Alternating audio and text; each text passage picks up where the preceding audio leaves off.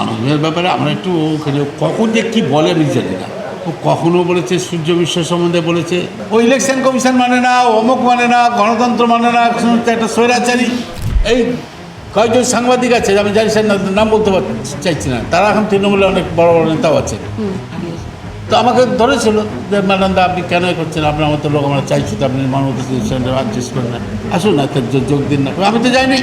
মমতা ব্যানার্জির অধত্ত যে আমার পায়ে পড়বে না তো যে তাকে রাজ্যসভা যাবে, এত বড় সাহস তার। আমার তো তার ভোট দরকার ছিল না। মানে বয়সে বড় হলেও মাথা নত করতে হতো। হ্যাঁ, ওর তো বয়স তো না, সবারকে নাম ধরে ডাকে তো। ও তো আমি তো তখন 8 বছরের বড়। ও তো গালাগালি কথা বলবে, নাম ধরে ডাকে কথা বলবে সবাইকে। ক্যামেরা ছাড় চলতে পারে না। বামফ্রন্টের আমলে জাঙ্গিপাড়াতে একটা পুলিশ গুলি চালিয়েছিল, কয়েকজন লোক আহত হয়েছিল, আমাদের কয়েকজন লোক ইনজিওর্ড হয়েছে, তা ভর্তি আছে। পুলিশ তাদের পায়ে বেরিয়ে দিয়ে রেখেছে। ও হোমস্টার রেখে বললো টাইম দিয়ে দেখা করবো। যতক্ষণ না মিডিয়া আসে ততক্ষণ যাচ্ছে না। তখন তো এত মিডিয়া ছিল না।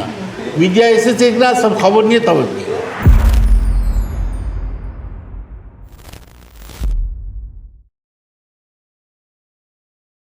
নমস্কার, আপনারা দেখছেন বেঙ্গল লিবার্টি, সঙ্গে আমি রিয়া। এবং এই মুহূর্তে আমাদের সাথে বসে রয়েছেন আব্দুল মান্নান, যিনি একসময় বিরোধী দলনেতা ছিলেন এবং বর্তমানে রাজনীতি থেকে একটুখানি দূরত্ব রাখলেও রাজনীতি তার থেকে দূরত্ব রাখছে না। এই মুহূর্তে বাংলায় বসে রয়েছে, কিন্তু অপরদিকে দেখতে পাচ্ছি দিল্লিতে বারবার অভিষেক বন্দ্যোপাধ্যায়, মমতা বন্দ্যোপাধ্যায় যাচ্ছেন এবং আপনাদের দলের কেন্দ্রের যে নেতৃত্ব সোনিয়া গান্ধী, রাহুল গান্ধী, তাদের সাথে বিভিন্নভাবে বৈঠক। এবং একটা কিছুদিন আগে শোনা যাচ্ছিল যে মমতা বন্দ্যোপাধ্যায় তার পুরনো যে বাড়ি, তার পুরনো যে দল কংগ্রেস, সেখানে কোথাও গিয়ে আবার পুনরায় ফিরে আসতে চলেছেন। যদি ফিরে আসেন, বাংলায় কি হবে কংগ্রেসের হাত? যদির উপর ভিত্তি করে কোনো উত্তর দেওয়া যায় না। আর আমার মনে হয় কংগ্রেস সম্বন্ধে যে সমস্ত কথা তিনি বলেছেন বা কংগ্রেসের সঙ্গে যা আচরণ করেছেন এবং কংগ্রেসকে খতম করার জন্য বিজেপির সঙ্গে হাত মিলিয়ে যেভাবে ঘৃণ্য রাজনীতি করেছেন, সুবিধাবাদী রাজনীতি করেছেন, তারপরেও যদি সেই সব নেতারা কংগ্রেসে ফিরে আসতে চান, তো কংগ্রেসের লোকেরা তাদের মেনে নিতে পারে না। এই 50 বছর ধরে যারা কংগ্রেসটা করছে, যারা এখন অত্যাচার সহ্য করে কংগ্রেসটা করছে, যারা মনে করছে যে চাকরি পায়নি, বাকরি পায়নি, তাদের উপর মিথ্যা মামলা দেওয়া হচ্ছে, তারপরে তারা কংগ্রেসটা করে যাচ্ছে, কিন্তু কংগ্রেসটা তারা কোনোদিন ছাড়েনি। সেই লোকগুলো যখন দেখে যে কংগ্রেসের যে সমস্ত ক্ষতি করেছে যারা, এবং শুধু সুবিধা পাওয়ার জন্য তারা আবার কংগ্রেসে আসবে, ভাবতেই পারে না।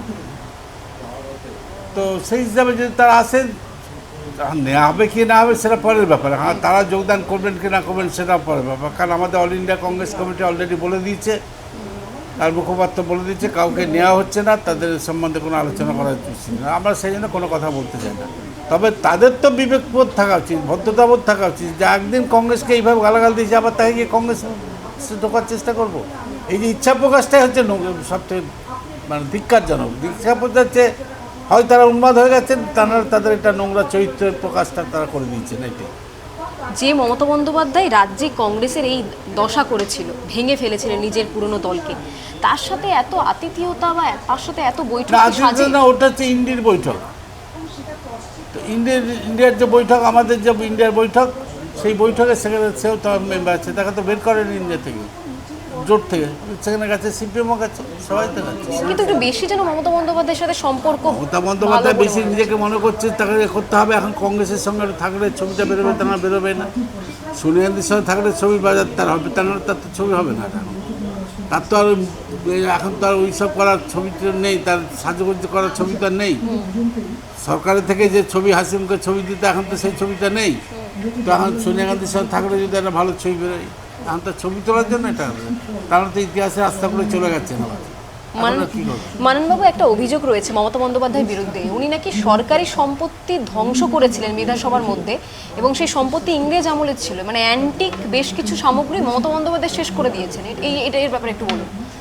উনি যখন, তার তো প্রতিবাদ করতে গিয়ে আমরা হয়েছি, উনি যখন বিরোধী দলে ছিলেন তখন উনি বিরোধী দলে থাকাকালীন ওখান থেকে সিঙ্গুর আন্দোলন হয়েছে, তখন উনি বিরোধী দলে থাকাকালীন ওখান থেকে এসে যারা আন্দোলন করছেন, আন্দোলন করার পরে সেই সময় বিধানসভায় ঢুকে সিংহ যেহেতু যেতে বাধা দিচ্ছে, বিধানসভায় ঢুকে সমস্ত অ্যান্টিক যেগুলো আছে, ব্রিটিশ আমলের যে সমস্ত আছে, যেগুলো একটা আমাদের অ্যাসেট, এবং সেইটা সব ভাঙচুর করে এ করলেন এবং যাচ্ছে তাই করে কারণ বিনা কারণে কী জানে ও রাগ মেটাবার জন্য কেন আমাকে সিংহ ঢুকতে দেয়নি, তো এইরকম করে ওখানে ভাঙচুর করলো।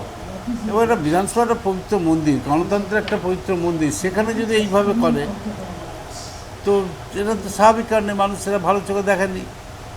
তখন করলেন কি উনি আবার ক্ষমতায় আসার পরে উনি আবার একটা আইন তৈরি করতে গেলেন, যে আইনে বলছে যে আন্দোলন করতে গিয়ে কোনো সরকারি সম্পত্তি নষ্ট করা হয় তাহলে তার বিরুদ্ধে কঠোর ব্যবস্থা নেওয়া হবে এবং সরকার যা নির্ধারণ করবে যে ক্ষতি যা হয়েছে সেই আন্দোলন করতে গিয়ে যে সমস্ত ক্ষতি হয়েছে সেই ক্ষতিপূরণ হিসাবে তাদের পার্টিকে দিতে হবে, তা নাহলে তাদের বিরুদ্ধে আইনানুগ ব্যবস্থা নেওয়া হবে, কঠোর শাস্তি ব্যবস্থা করছে।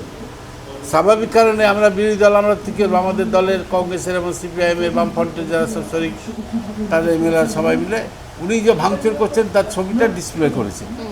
সেই ছবি বেরিয়েছে, ভাইরাল হয়েছে, সব জায়গাতে বেরিয়েছে, খবরের কাগজে বেরিয়েছে, সংবাদপত্রে যেমন বেরিয়েছে, টিভি সেন্টার দেখেছে, মিডিয়াতে দেখা গেছে, ইলেকট্রনিক মিডিয়া দেখা গেছে, সেইটা দেখানো হচ্ছে। সেইটা দেখানোতে ওনার খুব আত্মজ্বালা হয়ে গেল। সঙ্গে সঙ্গে স্পিকারকে বললো, দেখতে পাচ্ছেন না কী করছে, ধমকে স্পিকার করলে ইমিডিয়েট লোককে বলবেন লিডার অফ দ্য অপোজিশনকে বলুন, স্পিকারকে ধমকানো হচ্ছে। হ্যাঁ ধমকে বলছে, ও তো ধমকি কথা বলে, স্পিকারকে কোনো স্যারও বলেন না, এখন দেখতে পাই না, খুব রেয়ার হয়তো বলছে, তো বলুন বলতে বন্ধ করতে হচ্ছে।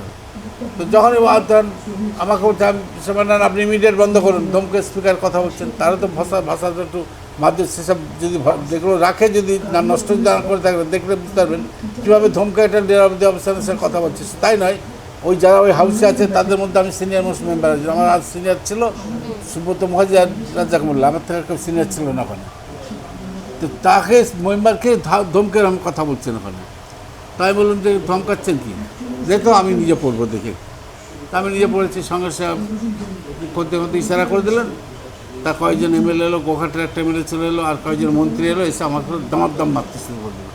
আমার জায়গাটা এমনই সামনের জায়গা, তারপরে ওয়েল ফাঁকা জায়গা, তো মন্ত্রীরা যখন ছুটে আসছে তখন আমাদের এমএলএরা পেছনে আছে, আমার এদিকে সাইড আছে, এদিকে আছে, তারা ভাবছে যে হয়তো ওরা মন্ত্রীরা আসছে যার ধক্কাটা বানান স্যারকে উত্তেজিত হবেন না, এখন বোঝাতে এসছে, তো তারা যে সে মারধর শুরু করে দেবে এটা তো আমি বুঝতে পারি না, মুখ্যমন্ত্রীর নির্দেশে, এবং মারধর করলে আমি সমস্যা অজ্ঞান হয়ে গেলাম। তখন সিপিএম জাহানরা বলে একটা স্বাস্থ্যবান একটা মেয়ে, একটা এমপি এমএলএ ছিল জামুরিয়ার, আরও কয়েকটা তখন সুজন চক্রবর্তী আমাদের পার্টি থেকে এদিক থেকে সব চলে গেল গিয়ে, তারা কোনো হবে ব্যাংকিং, তখন তো আমি ফ্রেন্ড হয়ে আসছি, শুধু ওদের একদম বললো আমাকে জিডি হসপিটালে নিয়েছে। তো এই করতে গিয়ে তখন তো আমার আর জ্ঞান টান নেই, আমি হসপিটালে গেলাম, হসপিটালে গিয়ে দেখা হচ্ছে আমি শুনেছি যে একটা গ্লাস জল পর্যন্ত দেওয়া যায় না, জল চেয়ে তোমাদের জল দিন সেটা পর্যন্ত, আমি বলছি জল জল জল সেটা পর্যন্ত দেয় না। এত অমানবিক মুখ্যমন্ত্রী, এত অমানবিক স্পিকার আমি জীবনে কোথাও শুনিনি। আর ভারতবর্ষে আমার কোনো নজির আমি দেখিনি, কোথাও আছে না, পৃথিবীর অর্থ কোথাও আছে জানে, বেশি আমার পড়াশোনা তো নেই, ওদের মতো পণ্ডিত লোক তো নয়, ডক্টরেটও নয়, আমি সাধারণ ছাপোসা স্কুল মাস্টার, তাই অত তো বুঝতে পারেন যে কোথাও আছে কিনা নজির, থাকলে একটা বলে দিলে ভালো হতো যে বিরোধী দলের নেতাকে সরকার পক্ষের বিধায়করা প্রতিদিন তাকে আক্রমণ করে তাকে করলো, এটা তো হত্যা করার ষড়যন্ত্র ছাড়া কিছুই নয়। এবং তারপর তাকে হসপিটাল ভর্তি করতে হলো, পেসমেকার বসালো। তো আমার জিডি হসপিটালে গেছিলাম, সেখানে সঙ্গে সঙ্গে ওরা সুকুমার মুখার্জি টেলিফোনে বললো ইমিডিয়েট সব সিমটম দেখি, বললো ইমিডিয়েট টেম্পোরারি পেসমেকার বসান। তা বললো টেম্পোরারি পেসমেকার বসে নিয়ে এসে বললেন কালকে চলে যান, সকালবেলা নিয়ে গিয়ে ওই আপলোতে গিয়ে আপনি ইয়ে করেন, তারপরে পেসমেকার না বসালে বসাতে আমি সার্ভাইভ করতে পারবো না, এখন টেম্পোরারি বসিয়ে দিয়েছি। তো ওখানে ডক্টর ধ্রুব ব্যানার্জি আমার করলেন, ডক্টর ব্যানার্জি আমাকে করলেন, তা আমাকে পেসমেকার বসালেন ওতে, তা আমি সনে হয়ে গেলাম। ওই হাসপাতালে কদিন রোড থাকতে হলো, তারপরে এসে পলিতে বলল। এবার মুখ্যমন্ত্রী দেখতে যাওয়ার নাম করে এমন একটা নাটক করলো, হ্যাঁ আমার হচ্ছে শুধু ছবি তোলার জানা গেছে, প্রেসকে খবরদার জানে যে গেছেন এটা জানাবার জন্য, একটা প্রেসকে খবর টবর দিয়ে গেছে, গিয়ে উপরে উঠে চাঁচামি করছে, আসুন আসুন, হ্যাঁ তা আসুন, তারপর বন্ধ করতে। তো তখন করেছি তো যাচ্ছে, এবার আমার যে ডাক্তার সুব্রত ব্যানার্জি এসেছিল যে টেনশন হবে এরকম কিছু যেন ডাইরেকশন না দেয়, মানে কাছে করার না, উনি এলেন, এসে আওয়াজ এত চেঁচাচ্ছেন যে আমি শুনতে পেরেছি। সব অফিসার আসছেন, আপনি বলুন হাসপাতাল অফিসার, আপনি নিয়ে না না চেঁচামেচি করবেন না, নিজেই চেঁচাচ্ছেন। এই যে একটা পর্দা খুলে শুধু ববি হাকিম দেখবেন, ওনাদের কেমন আছে গো, আমি ভালো আছি, বাস এই চলে চলে চলে। ও রাত দেখারও ব্যাপার নেই, শুধু ছবি তোলার জন্য অনেক গেলেন যে একটা লোকের সঙ্গে গিয়ে ঢুকে ডাক্তারের সঙ্গে কথা বলবেন। শুভ্র ব্যানার্জি তখন হাসপাতালে রয়েছেন, তো খোঁজ নেবেন যেখানে সে যে হসপিটালে অপারেশন করেছেন তার সাথে কথা বলবেন কী অবস্থা, বা যদি রুগীর কথা বলার মতো পজিশন থাকে তাহলে সেখানে কথা বলবেন, দেখা করবেন। সেরকম কিছু হয়েছে না, জাস্ট একটা নাটক করা এবং খবরের কাগজে ছবিটা তুলে নিচ্ছে, সে ছবিটা তুলে চলে এলেন। আচ্ছা মান্নানবাবু, বিরোধী দলনেতা থাকাকালীন আপনাকে মারধর করে প্রেস মেকার বসানো হয়েছিল। আবার এই তৃণমূলের আমলে আমরা দেখেছি বিগত 2021-এর পর থেকে 26 পর্যন্ত বিরোধী দলনেতা যখন শুভেন্দু অধিকারী ছিলেন, বর্তমান যিনি মুখ্যমন্ত্রী, তাকেও বহু জায়গায় তাকে আক্রমণ করার চেষ্টা করা হয়েছে। এটাই কি আমার আগে গৌরাঙ্গবাবু বলে একজন সিপিএমের এমএলএ ছিলেন, তাকে মেরে এমন করেছিল 3 মাস হসপিটালে থাকতে হয়েছিল। তারপর কোর্টে তারা গিয়ে ডায়েরি করেছিলেন, এফআইআর নিতে বাধ্য হয়েছিল কোর্টের নির্দেশে, কিন্তু সেই এফআইআর তো মুভ করবে, চার্জশিট দেবে তো সরকার পক্ষ, সরকার পক্ষ দিল না। সে এমন ভাব করলো, সে কেসে কোথায় এখন আছে জানি না। শুভেন্দুকে যেটা অভিযোগ করেছিল শুভেন্দু, যে এর 11 মাস ধরে তাকে হাউস করতে দেয়নি, এটা তো ঠিকই বলেছেন। 11 মাসে যে কদিন হাউস হয়েছে সে কদিনই তাকে হাউসে যেতে দেয়নি, তার মানে দেখো এ পণ্ডিত লোক, আমাদের স্পিকার থেকে যেমন পণ্ডিত বোধ অক্সফোর্ড থেকে বোধ শিক্ষাটিকে নিয়েছেন জানি না, হ্যাঁ এত কোনো বড় বড়। কারণ আমাকেও যেমন একদিন বিধানসভা বলেছিলেন, আমি একটা নোটিশ দিয়েছি, তাতে বলা আছে যে উইদিন 10 days ডিসকাশন হবে। তো উনি বলছেন 10 days, উইদিন 10 days ডিসকাশন হবে কী করে, কারণ উইদিন 10 days তো 8 দিন হাউস হবে, তাহলে 10 days কোথায় পাচ্ছেন? তাহলে within 10 days means after 10 days। উনি শিখিয়ে দিলেন আমাকে, শুভেন্দুকে ঠিক শিখিয়ে দিলেন 11 মাস। আর 11 মাসের মধ্যে যে কটা হাউস হয়েছে, একটা হাউসে যেতে দেননি তো। 5 বছরে যে কটা হাউস হচ্ছে তার মধ্যে হাতে গোনা কয়েকটা দিন আপনি তাকে হাউসে যেতে দিয়েছেন।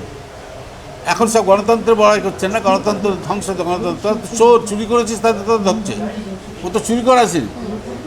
আজকে এই যে আক্রমণের ব্যাপারটা, মানে আপনাকে বিধানসভার মধ্যে মারধর করা হয়েছিল, তৃণমূলের এমএলএরা করেছিলেন। শুভেন্দু অধিকারী কোচবিহারে গিয়েছিলেন, তার কনভয়কে দেখে একটা মানে পুড়িয়ে দেওয়ার একটা, ওরা বিজেপির সর্বভারতীয় নেতা আসছে, তাকে রাস্তায় জেপি নাড্ডাকে আক্রমণ করেছিলেন। তো ওদের ক্যারেক্টার হচ্ছে যে বিরোধী পক্ষ কাউকে থাকতে দেবো না, আমি যখন থাকবো আমার ওখানে কেউ থাকবে না। আজকে এক ফুটে পড়ে গোবর হচ্ছে একটা কথা আছে না, আজকে ওদের অবস্থা ঠিক তাই হয়েছে। আজকে মমতা ব্যানার্জির যেন চোখে জল ফেলার একটা লোক নেই কেউ, এই তো অবস্থা আজকে হচ্ছে। এই যখন স্পিকারের কথা আপনি প্রসঙ্গ তুললেন, এখন একটা বেসিক্যালি কার্যত একটা চিত্রনাট্য দেখতে পাচ্ছি বিধানসভার মধ্যে। স্পিকারকে লিখিতভাবে তৃণমূল চিঠি লিখছেন যে যাকে দল বহিষ্কার করেছে সে কি করে বিরোধী দলনেতা থাকতে পারে। এই ব্যাপারটা নিয়ে কি বলবেন আপনি? না না, ওরা যদি যাকে আমরা বহিষ্কার করছি আমরা চাইনি তাকে কি করে পিএসসি চেয়ারম্যান করে, সবটাই তো আইনে বলার না। স্পিকারের কত প্রিরোগেটিভ ব্যাপার থাকে, উনি কোন অধিকারে একজন কংগ্রেস চাইলে তাকে স্পিকার করেছিল। আমরা তো মেজর অপোজিশন পার্টি, শিক্ষিত অপোজিশন পার্টি, পার্লামেন্টে কথা বলা নেই, পার্লামেন্টে বা অ্যাসেম্বলিতে কোনো রুলস নেই যে বিরোধী পক্ষের নেতাকে দিতে হবে, তাকে পিএসসি চেয়ারম্যান করতে হবে।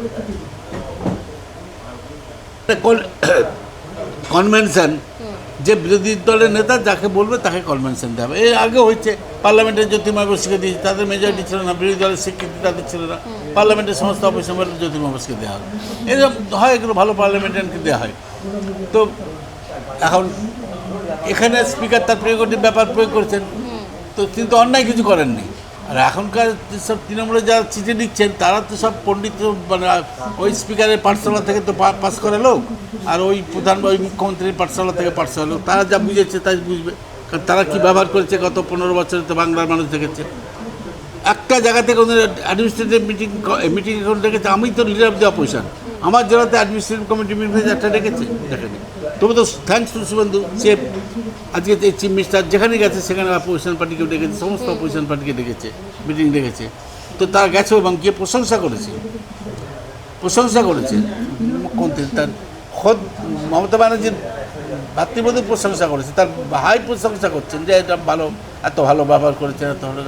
তো এইটাই তো কাম্য, সেটা তো শুভেন্দু করছে, যে অপোজিশন পার্টির সঙ্গে আলোচনা করা, তাদের সঙ্গে সদ্ব্যবহার করা, তাদের সঙ্গে দেখা করা। এটি তো আগের মুখ্যমন্ত্রীর সঙ্গে কোনোদিন দেখেছেন বিরোধী দলের নেতা বসে সিটিং করছে, কোনো একটা আলোচনায় বসেছে, কোনোদিন দেখেছেন? অহংকার। তো অতি দর্পে হন্তলঙ্কার কথা, অহংকার যে পতন হয়, অহংকারের পতন হয়েছে আজকে। তাই মানবাবু, বিজেপি পুরোপুরিভাবে দরজা না খুললেও মানে যারা বিজেপিতে যোগদান করার কথা ভাবছেন, অনেকে আবার তৃণমূল নেতৃত্ব তারা ইচ্ছা প্রকাশ করছে যে কংগ্রেসে তারা যোগদান করবেন। মানস ভূঁইয়ার নামটাও বারবার উঠে আসছে, তিনি তৃণমূল ছেড়েছেন, এক পদা আপনাদের দলেও ছিল। মানুষের ব্যাপারে আমরা একটু ওখানে কখন যে কী বলে আমি জানি না। ও ডাক্তার তো তার নিজের চিকিৎসা নিজে করা উচিত। কারণ হচ্ছে ও কখনো বলেছে সূর্য মিশ্র সম্বন্ধে বলেছে সিপিএমের সাথে অ্যাডজাস্টমেন্ট নেবো না, কখনো বলেছে ভিডিও, আপনারা পুরোনো ভিডিও খুঁজলেই পাবেন, অনেক ভিডিও ভাইরাল হচ্ছে। মমতাকে আমি বলেছিলাম, এরে তুই এই কর, ও ইলেকশন কমিশন মানে না, অমুক মানে না, গণতন্ত্র মানে না, একটা স্বৈরাচারী, আবার সেই বলে দেবী দুর্গা। ফলে ওর যে কখন কি বলে তা কিছু বলে না। কিন্তু একটা জিনিস হচ্ছে, কেউটে সাপ কখনো কখনো কামড়াবে জানে, যখন তখন কামড়াবে, মানুষ কিন্তু তার থেকে সাবধান থাকে। এরা হচ্ছে এইসব কেউটে সাপ, কীট পতঙ্গ। নর্দমার জলটা যাতে আমার ঘরে না আসে সেইটার জন্য লোকে ব্যারিকেড করে রাখে, তারপরে যদি আসে তাকে দিয়ে গোবর জল দিয়ে মুক্ত হয়। তো এইসব মানুষের কংগ্রেস কর্মীরা তখন হয়তো তাই করবে না। কংগ্রেসে তো ছিলেন, এক সময় তো সহকর্মী ছিলেন, কংগ্রেসের ছিলেন বলেই সবাই যে কংগ্রেসের স্বাধীনতার সঙ্গে ওই ছেলেরা কেউ কেউ এ হয় না, বেআইনি কাজ করেনি, সমাজবিরোধী কাজ করেনি, করেছে কেউ ইচ্ছা প্রকাশ করছেন তো কংগ্রেসে আবার যোগদান করার জন্য। ইচ্ছা প্রকাশ করছে কিনা আমি জানি না, কোথায় করেছে কিনা, তবে ওর সম্বন্ধে কংগ্রেস কর্মীরা খুব ঘৃণার চোখে দেখে ওকে। এক সময় তো কার্যত জোড়া লাথি মেরে বের করে দেওয়া হয়েছিল। না, জোড়া লাথি মেরে কাউকে বের করে না। সুবিধাবাদী তার সুবিধা চরিতার্থ করার জন্য বেরিয়ে গেছে, ধান্দাবাজ ধান্দা চরিতার্থ করার জন্য বেরিয়ে গেছে। তো কংগ্রেস কর্মী তাকে ঘৃণার চোখে দেখে। আমি তো অনেক কিছু পাইনি, আমাকে তো ওই মানুষ ভাই যখন প্রেসিডেন্ট ছিল আমার নমিনেশনের জন্য আমার নামটা পড়তে চাইনি, মমতা ব্যানার্জি চাইলে তার দলে যোগ দিলে আমাকে অনেক কিছু করবে। আমি বললাম না, আমার দল আমি ছাড়বো না, আমি পাইনি বলে দল ছেড়ে দেবো তা তো করিনি। এসেছিল সুযোগ? হ্যাঁ, ও তো অফার করেছিল। এই কয়েকজন সাংবাদিক আছে, আমি জানি সে নাম বলতে চাইছি না, তারা এখন তৃণমূলে অনেক বড় বড় নেতাও আছেন। তো আমাকে ধরেছিল যে ম্যাডামদা আপনি কেন করছেন, আপনার মতো লোক আমরা চাইছি, তো আপনি মানবতা অ্যাডজাস্ট করুন না, আসুন না, যোগ দিন না। আমি তো যাইনি। এটা মানে তৃণমূলের আমলে হতো, সাংবাদিকরা কাজ করতেন এক দল থেকে অন্য দলে নিয়ে যাওয়ার জন্য। সব করতো, সে কিছু কিছু চটিচারা সাংবাদিক ছিল, তারা সব করতো, তারা করতো। আবার কিছু কিছু ভালো সাংবাদিকও ছিল, তারা অনেকে মনে করতেন, হয়তো ওকে বুঝিয়েছিলেন যে না মান্নানদাকে এটা বাদ দেওয়াটা ঠিক হচ্ছে না, অনেকে বুঝিয়েছিলেন হয়তো, কিন্তু ও তো শুনবে না, আমি দলে যাব না। তা আমি তাহলে করতাম কি, মানুষ আমার সিটটা চাই নাই, নমিনেশনটা ডিমান্ড করেনি, পরে চাপ দেওয়ার পরে যখন দেখলো কাগজে বেরিয়ে গেছে আব্দুল মান্নানের নামটা পিসিসির লিস্টে নেই, তখন বলো 4th লিস্টে নাকি আমার নাম আছে। আরে 4th, যদি প্রণব মুখার্জির ছেলের নাম 1st লিস্টে থাকে, সেই সিটটা যদি পাওয়া যায় তাহলে আমার সিট পাওয়া যাবে না কেন? এসব উত্তরটা দিতে পারবে না, বলুক না কে বলেছিল তাকে। আমাকে প্রণব মুখার্জি বলছে তোর সঙ্গে বেইমানি করেছে, এটা ঠিক করে না। আমার বেইমানি করেছে কি, নলহাটি সিট কী করে পেলেন? আপনার ছেলেবেলায় নলহাটি হিসেবে সেই সিটে জামানত ব্যবস্থা হলো কংগ্রেসের, তো আমার হলো তার না, কোনো সিটিং মেলেন নেই কেউ, তৃণমূলের কেউ সিটিং মেলেছিল না, আমার থেকে অনেক কম ভোট পেয়েছিল। সেই সিট যে পেয়েছিল সেও তো পায়নি, পেয়েছে তার বিজেপি করার লোক, এটা রেখে ওই মুজাফরকে পাঠালো। সে তো কোনোদিনও ওই জেলাতেই থাকে না, ওই এলাকাতেই থাকে না, তাকে নিয়ে এসে দেবে কোন অজুহাতে করে। তো আমি কি পার্টি ছেড়ে দিয়েছি, না পার্টির বিরুদ্ধে কথা বলেছি? আমাকে রাজ্যসভায় দিয়ে উইথড্র করতে হয়েছে। মমতা ব্যানার্জির ঔদ্ধত্য যে আমার পায়ে পড়বে না, তো তাকে রাজ্যসভা যাবে, এত বড় সাহস তার। আমার তো তার ভোট দরকার ছিল না। মানে বয়স বড় হলেও মাথা নত করতে হতো। হ্যাঁ, ওর তো বয়সটা না, সবারকে নাম ধরে ডাকে তো। ওর কাজ হচ্ছে সৌগত রায় থেকে আমরা সৌগত দা বলি, সুদীপ আমার থেকে বয়সের ছোটো সুদীপ দা, কিন্তু আমি সুদীপ দাই বলি। কাউকে সম্মান দেওয়াটা অসম্মান কিছু করা নয়। কাউকে সম্মান দিলে নিজের তাতে ক্ষতি হয় না, বা নিজের কাছে স্যাটিসফাইড যে আমি লোককে সম্মান দিচ্ছি। ও তো আমি তো তখন 8 বছরের বড়, ও তো গালাগালি কথা নাম ধরে ডাকে কথা বলে সবাইকে হাউসের ভিতরে। ওই স্বভাব এটা ওর। সুব্রত মাঝি যে ওকে রাজনীতি, সুব্রত মাঝি বাড়ির টেবিল মুছতো, সে পরে ওকে এমপি হয়ে গেছে। তো সে যদি তাকে যদি এইভাবে বাইরে কথা, এই সুব্রত মহারাষ্ট্র নিবাসী, যাই সুব্রত এটা আমার এলাকা, তো এইসব বলা তো ওর স্বভাব। কিন্তু শুভেন্দুবাবু তা করে না। শুভেন্দু কিন্তু যথেষ্ট সম্মান দিয়ে কথা বলে লোক, এখন পর্যন্ত আমি যা দেখছি। তারপরে কী হবে না আমি জানি না কি, কিন্তু এখন পর্যন্ত আমি দেখছি ও যথেষ্ট সম্মান দিয়ে কথা বলে। মানবাবু, কোনো সহানুভূতি নেই? মমতা বন্দ্যোপাধ্যায় হাঁটছেন, এখন যখন ইন্টারভিউ নিচ্ছি তখন তিনি কলকাতা রাজপথে হাঁটছেন, হকার উঠছেন, শারীরিক দিক থেকে অনেকটা উইক হয়ে গেছেন মমতা বন্দ্যোপাধ্যায়, দুর্বল হয়ে গিয়েছেন। এখন হাঁটছেন, এখন দেখছে সবসময় সব সারা মিডিয়াতে শুভেন্দুর ছবি জ্বলছে। তো সেই সে বাসের পেছনে সব কি লেখা থাকে না, দেখবি যত জ্বলবি তত। ক্যামেরা ফ্রেন্ডলি মমতা বন্দ্যোপাধ্যায় প্রচন্ড পছন্দ করেন ক্যামেরা ফ্রেন্ডলি না, ও ক্যামেরা ছাড়া চলতে পারে না, ক্যামেরা ছাড়া চলতে পারে না। আমি একটা ঘটনা বলছি, বামফ্রন্টের আমলে জাঙ্গিপাড়াতে একটা পুলিশ গুলি চালিয়েছিল, কয়েকজন লোক আহত হয়েছিল, আমাদের কয়েকজন লোক ইনজিওর্ড হয়েছে, তা ভর্তি আছে, পুলিশ তাদের পায়ে বেরিয়ে দিয়ে রেখেছে। তো বলছে কাগজে বেরিয়েছে, সে ছবিটা বড় করে বেরিয়েছে, ফার্স্ট পেজে বেরিয়েছে, দেখে হচ্ছে এই এর প্রতিবাদ করা উচিত, প্রতিবাদ করা উচিত। তা ঠিক আছে, অফিসে আজীবন শেষ করা অফিসে তুমি চলে এসো, আমি থাকবো, চলো একসাথে, চলো যাবো, ভাই ছেলে দিয়ে যাবো, চলো 2-4 দিন যাবো। ও হোম সেক্রেটারিকে বললো টাইম দিয়ে দেখা করবো। যতক্ষণ না মিডিয়া আসে ততক্ষণ যাচ্ছে না, তখন তো এত মিডিয়া ছিল না, মিডিয়া এসেছে কিনা সব খবর নিয়ে তবে মিডিয়া ছাড়াও 1 মিনিট চলতে পারত না। ও যদি একটা লোককে একটা হেল্প করে, সেটা একটা মিডিয়াকে জানাবে হচ্ছে, বিরোধী দলের কাউকে যদি এতটুকু কোনো সুযোগ দেয়, সেটা মিডিয়াকে জানাবার জন্য থাকবে। মিডিয়া ফ্রেন্ডলি না, এটা মিডিয়ার ছাড়াও চলতে পারতো না। আজকে এখন সেই জন্য এখন পাগল হয়ে গেছে, মিডিয়া সেই দিকে, মিডিয়া কেন ধরবে ওকে। আচ্ছা, এই মমতা বন্দ্যোপাধ্যায় নিজের রাজনীতি কেরিয়ার শুরু করেছিলেন একটা কালো পতাকা নিয়ে, গাড়ি আটকে সবার সামনে লাইমলাইটে আসা নিয়ে, সেটাও কি ওই মিডিয়ার না, আকর্ষণ? ওটা ওর নামের, ওটা ছিল জয়প্রকাশ জানান, তো ওটা ওটা আর একজন ছিল, ও নয়, ও তখন ওসব ছিল না, ওটা বাজে। ক্রেডিট তো নিয়েছেন এটা পরে, পরবর্তী ক্ষেত্রে ও যারা এমপি হয়েছে বলে ও করেছিল, কিন্তু ওটা সেই ছবি কেউ দেখাতে পারে, ওকে নিয়ে কেউ দেখাতে পারে। ওটা করেছিল অন্য একজনের মধ্যে, একটি মেয়ে ছিল, জানেন, বিয়েলাঘাটা একটি মেয়ে। মানে রাজনীতি জীবন শুরু করেছিলেন একটা মিথ্যে প্রচার দিয়ে। সবটাই ওর মিথ্যে, পার্সোনাল লাইফটাও মিথ্যে, সবটাই মিথ্যে। কিন্তু দীপক ঘোষ তারা বই লিখেছেন, সে বইটা তো কোনো এ করেন। আপনি পড়েছেন ওই বই? আমি কিছুটা পড়েছি, বাংলাটা পড়েছি, ও নিজের লেখাটাও পড়েছি আমি। আচ্ছা, অনেকটা কাছ থেকেই তো দেখেছেন মমতা বন্দ্যোপাধ্যায়কে, অনেকটা কাছ থেকে দেখেছেন মমতা বন্দ্যোপাধ্যায় থেকে, আপনার থেকে বয়স অনেকটা অনেক ছোট, অনেক ছোট, 7-8 বছরের ছোট। এই বইতে যে লেখাগুলি রয়েছে, যার জন্য কৌস্তব বাগচিকে মন্তব্য করার জন্য জেলও খাটতে হয়েছিল, সবটা ফেলে দেওয়া যায়? ও কী বলছে, আমি তো ওই সেটি কী বলেছে, তার এমএলএ কী বলেছেন আমি জানি না, আর কী জন্য জেল খাটতে হয়েছে আমি জানি না। তবে আমার তো কারোর চেনে, আমি ওকে যতটুকু দেখেছি ভণ্ডামিটা ওর থেকে অনেক বেশি। মানে সব খাই, এমন লোককে দেখাবে যে আমি শুকনো মুড়ি ছাড়া কিছু খাইনি। বই ব্যান করে দেওয়া হয়েছে, এখন তো সরকার চেঞ্জ হয়েছে, বইটা কি, এই ব্যানটা কি তুলে দেওয়া উচিত? না, তরুণ বইটা কী করছে আপনি দেখবেন, আমি বলেছিলাম, আমি একবার বিধানসভাতে বলেছিলাম যে এই বই কেলেঙ্কারির একটা বিরাট, চুরির যে এতগুলো রাস্তা আছে কেউ জানতো না। মানে একটা চুরির যে, মানে হিমালয় পাহাড়তে অনেক নদীর উৎপত্তি হয়েছে, কিন্তু মমতা দেবীর ক্যাম্প থেকে যে এত চুরির রাস্তা বেরিয়েছে, এটা কেউ জানে, তার থেকে অনেক বেশি। হ্যাঁ, সমস্ত বেশিরভাগ নদী তো হিমালয় পাহাড় বা অন্য কোনো পাহাড় থেকে তার উৎপত্তি, আমাদের গঙ্গা শুধু নয়, অনেক উৎপত্তি ওখান থেকে, কিন্তু সেটা পরে আস্তে আস্তে ছড়িয়ে ছিটিয়ে আরও বড় বড় নদীতে গেছে, ছোটো ছোটো নদীতে, খালে গেছে, সব গেছে। ওর যে চুরির বিদ্যাটা যে ওই তার থেকেও বেশি এরকম বিস্তৃত, এরকম এত রাস্তা করে গেছে, সেটা আমি জানতে পারি না। কেউ জানতে হবে যে বিজ্ঞাপনের টাকা চুরি করতে হবে, এবার 2-1 কোটি টাকা নয়, 600-700 কোটি টাকা, কেউ জানতো? নিজের নামে বই ছাপিয়ে, নিজে বই লিখেছি, সেই বই ছাপিয়ে সব সরকারি লাইব্রেরিতে দিয়ে দাও, ছাপানো হলো না, বই চলে গেল, টাকাটাও চলে গেল, টাকাটা সেই পড়েছেন কবিতা? আমি এসব পড়ি না, কোনো লাইব্রেরি থেকে পাওয়া যাবে না তো। কেউ একটা যে কোনো একটা লাইব্রেরিতে গিয়ে বলুন তো, সেই লাইব্রেরির নামে হয়তো 100খানা বই দেওয়া আছে, দেখবেন গিয়ে জিজ্ঞেস করুন তো বইটা আছে নেই, শুধু ফলস স্টেটমেন্টের টাকাটা দিতে গেছে। শুধু চিটফান্ড না, আমরা প্রথম তো চিটফান্ড নাই ধরেছিল, যে এত মানব দরদি, এবার খবর কাগজে বেরোবে সেই এই আর নিয়ে 150 লোক মারা গেছে, আর তো 300 লোক তো মারা গেছে চিটফান্ড নিয়ে, আত্মহত্যা করেছে। কোথায়, একটা বাড়িতে গেছিলি? উনি কি একটা বাড়িতে গেছিলেন? জাননি।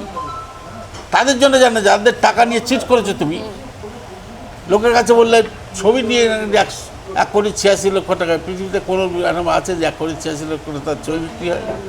তার মানে যেমনি আমরা একটা মামলা করলাম, যেমনি সিবিআই করে অর্ডার হয়ে গেল, সুইফট সেল হয়ে গেল, অ্যারেস্ট হয়ে গেল, অমনি চিটফান্ড বন্ধ, এই তোমার ছবি আঁকা বন্ধ হয়ে গেল। একজন সাংবাদিক রাজনীতি একটা ইন্টারভিউতে গিয়ে একটা ছবি আঁকার জন্য বললেন, ম্যাডাম একটা ছবি আঁকান তো, একটা লোক দেখতে চাই। আমরা এসব ভালো লাগে না। আরে যে ছবি আঁকা, সে একটা পেন্সিল দিয়ে ছবি এঁকে দেবে।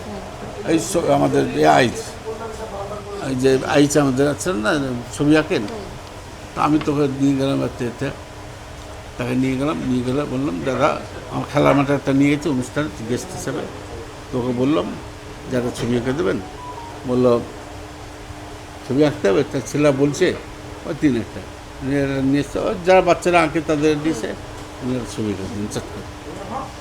তো এইটাই তো আমাদের।